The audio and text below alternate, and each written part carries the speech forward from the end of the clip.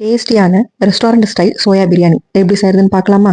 இந்த மாதிரி இன்ட்ரெஸ்டிங்கான ரெசிபிஸ்க்கு நம்ம அடுப்பு அகாடமி சேனலை சப்ஸ்கிரைப் பண்ணிக்கோங்க. இப்போ இன்க்ரீடியன்ஸ்னு பார்த்தோம்னா வெங்காயம், தக்காளி, பச்சை மிளகாய், கொத்தமல்லி, புதினா, இஞ்சி பூண்டு பேஸ்ட், தயிர்.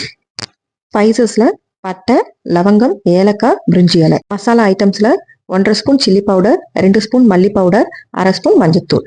சோயாவை சுட தண்ணியில ஊற வச்சு நல்லா பிழிஞ்சு வச்சிருக்கிறேன். அரிசியை ஒரு 10 நிமிஷம் கழுவி ஊற வச்சிருக்கிறேன். இவ்வளவுதான் இதுக்கான ஐட்டம்ஸ். இப்போ பிரியாணி செய்ய ஸ்டார்ட் பண்ணிடலாம்.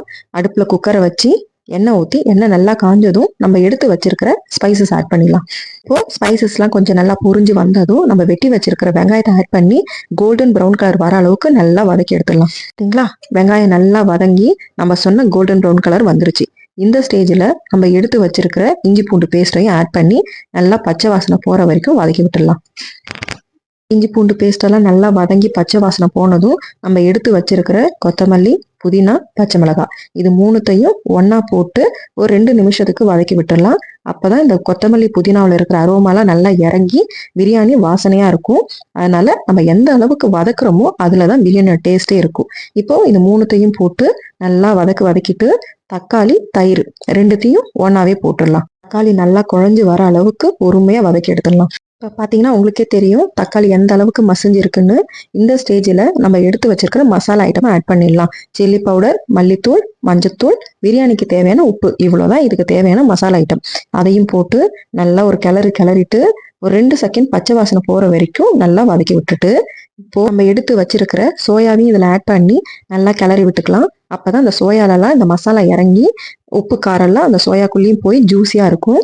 இது நல்லா ஒரு கிளறிட்டு இப்போ பிரியாணிக்கு தேவையான தண்ணியும் ஆட் பண்ணிடலாம். இந்த டம்ளர்ல தான் அரிசி எடுத்திருந்தேன். ஒரு டம்ளருக்கு 2 டம்ளர் தண்ணின்னு கணக்கு.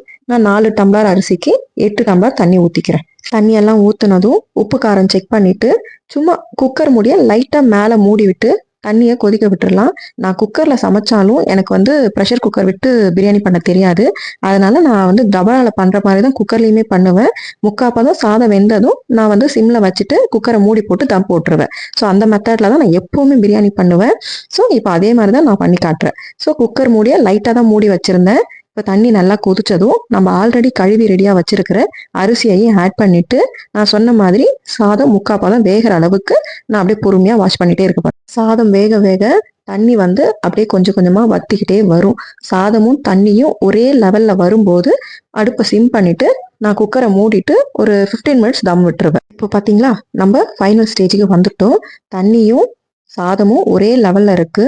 இந்த ஸ்டேஜில் அடுப்பை சிம் பண்ணிட்டு நான் குக்கரை மூடி போட்டுட்டு ஒரு 15 மினிட்ஸ் தம் போட்டுற போறேன். ஆஃப்டர் 15 மினிட்ஸ் நான் இப்போ குக்கரை ஓப்பன் பண்ண போறேன்.